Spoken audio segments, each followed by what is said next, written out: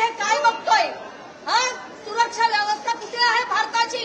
जर तुम्हाला आधीपासून याची धमकी आली होती तर त्यासाठी योग्य ती पावलं का नाही उचलली गेली? का नाही उचलली गेली भारत देशाने? काय त्या दुसऱ्या यासाठी तुम्ही आता त्यांच्यावर अटॅक करा, काही करा, पण हे झालंच का याचं उत्तर द्या. संरक्षण व्यवस्था कुठे होती? तिथे एवढी पर्यटक स्थळं गेली होती, तिथे का नव्हतं संरक्षण लोकांना? का नव्हतं? आणि कुठून आले त्याच्याजवळ गणवेश? यावर का बोललं जात नाहीये? का तुम्ही धर्मावर जाताय? अरे प्रत्येक भारतीय माणूस आहे आणि त्याच्यावर हा हल्ला होतोच कसा? का होतो हा हल्ला? उद्या उठून आपल्यापैकी जातील म्हणून काय असं सहन करायचं? कुठे आहेत देशाचे मुख्य आहेत ते? कुठे आहेत? हा, ते भारताच्या बाहेर होते, आता आले भारतात आणि आता गेले तिकडे.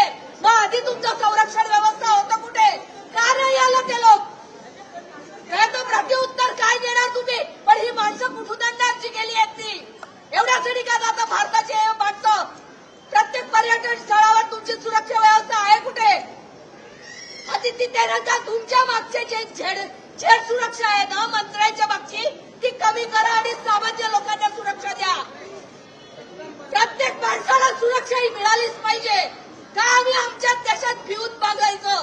का भिवून जायचं? का आमच्या हातात हे नाहीये? आम्हालाही कायदा सुव्यवस्था कळते का? कोणी संरक्षण मंत्री नाहीये तिथं बघायला? स्वतः प्रत्येक जण बघतायत, मला खुर्ची पाहिजे, मला सत्ता पाहिजे, मला पैसा पाहिजे. का? आणि आमच्या दारी येतात भीक बघायला मताची. पण राज्य मताची किंमत राहिली आहे कुठे? तुम्ही ईव्हीएम मध्ये घोटाळे करता, तुम्ही खुर्ची पाडता, तुम्ही राज्यात तुम्ही सरकार बदलून टाकता. आमची मतं राहिलीत कुठे? आमची माणसं राहिलीत कुठे?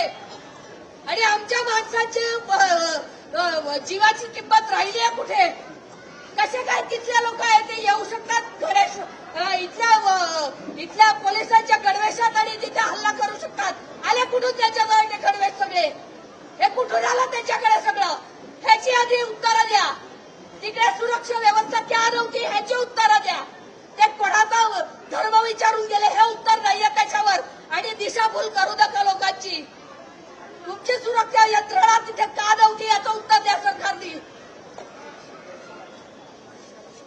आणि प्लीज असं दुःखद घटना असेल ना सामान्यांनी व्हिडिओ काढायचे बंद करा. आणि त्या कुटुंबावर काय अवस्था आली आणि तुम्हाला ते व्हिडिओ काढायचं सगळ्यांना कशाला काढायचंय?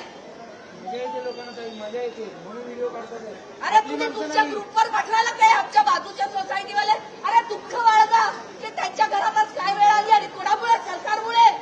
सरकारमुळे ही वेळ आली आहे. कुठे आहे सुरक्षित आपला देश?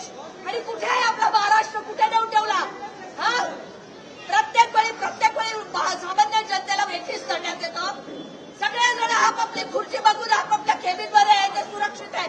सामान्य माणूस नेहमी भरडला जातो. सामान्य माणसाची सुरक्षा आहे कुठे?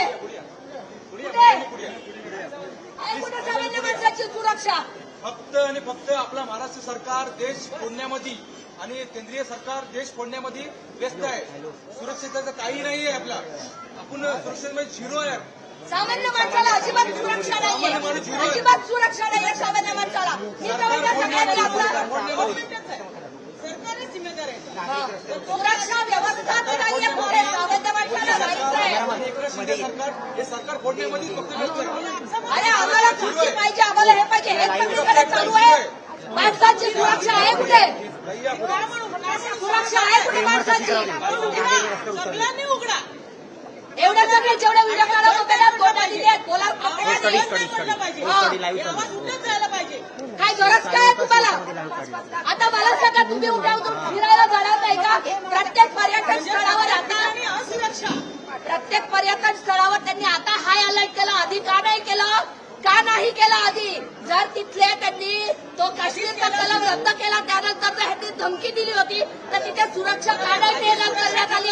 अरे घटना घडून गेल्यानंतर तुम्ही करता त्यापेक्षा घटना घडणार नाही यासाठी पावलं उचला. घटना घडणार नाही यासाठी पावलं उचला. 1 ते 7 तारखेपर्यंत इंटरनेटचा रिपोर्ट होता की ते करत होते. तिकडे त्या हॉटेल्समध्ये फिरत होते. मग गव्हर्नमेंटला धमकी दिली होती. गव्हर्नमेंट काय ऍक्शन घेतली नाही गव्हर्नमेंटनी? आधी फेल आहे त्यांची. तुम्हाला फक्त पैसा हवाय,